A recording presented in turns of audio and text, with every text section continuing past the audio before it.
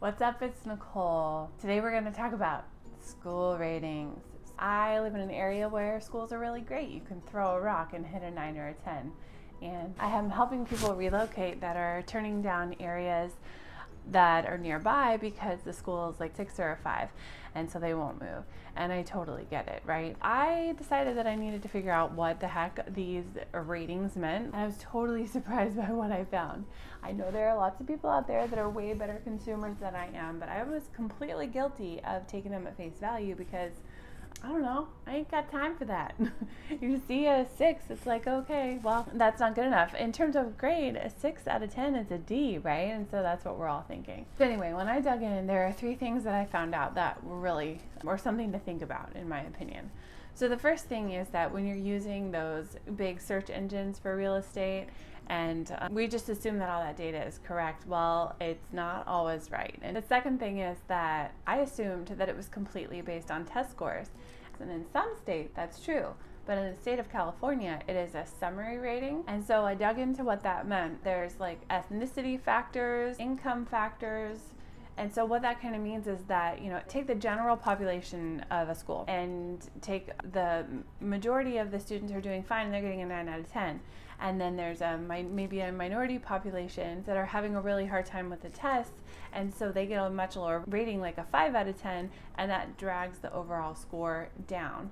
They also take into account discipline and attendance can change a rating. That was just really interesting to me, that it's not solely based on test scores. It's based on a lot of other factors that could definitely change someone's mind if they knew all of that.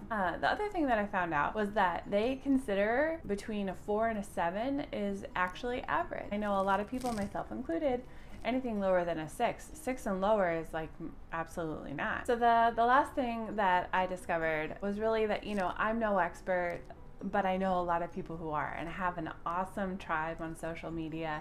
I only have a kindergartner. It's my first try at the school system, which is totally overwhelming, by the way. For some reason, packing lunches is what's freaked me out the most, like making sure that my kid will eat and that I don't violate any of the allergy rules, and I don't even know, it's ridiculous, but that's what I'm worried about. So anyway, I asked the tribe, how do you interpret these ratings? What do you know? How do you use them? And a lot of people said, hey, we're at a 9 out of 10 school and we don't like it, or we had to pull our kid. And some people said, we are at a 6 out of 10 school and our kid is thriving and we love it. The consensus was, you need to go talk to parents who are at that school. No algorithm is going to be able to tell you if a school is good or not. Can't trust these ratings, basically, is what I'm saying. It's not all she wrote on the schools. I just wanted to drop a line because if other people are like me and just taking things at face value, then this might be interesting to you. If there's a way that you evaluate a school that I didn't mention, or something that you know about their ratings that I don't know, please share in the comments below so that I can be educated and other people can learn, and we're all in this together. So thanks for stopping by. I hope you learned something, and I'll see you soon. Second thing is, what is the second thing?